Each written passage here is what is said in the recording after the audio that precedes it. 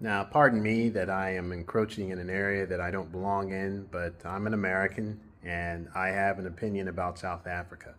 And I've been viewing it as of late, and I think I just want to give this, just to put a perspective out there.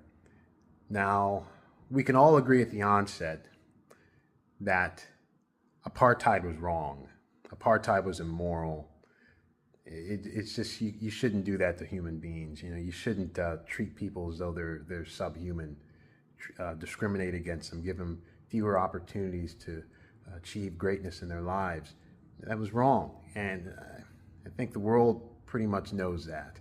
But now we have a different problem. We have a crumbling state in South Africa, and I can point to the problem very, very quickly. The problem has to do with the fact that blacks were given power too quickly. They were just given power without the preparation of understanding how to manage that state effectively.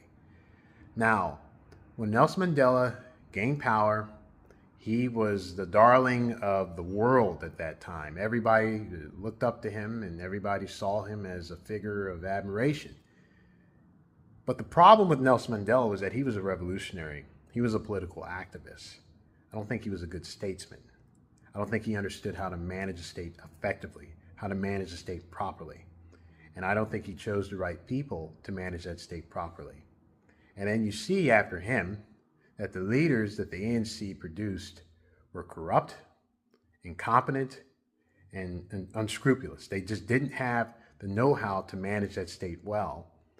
And South Africa went from being a state that had a promising future, a middle-income state, to a state that couldn't get out of that middle income trap and is now in stagnation and in terminal decline.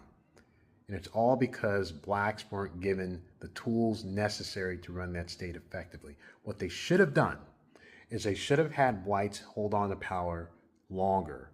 And then you gradually get blacks into power once they have the skill set, once they have the capabilities of running that state effectively.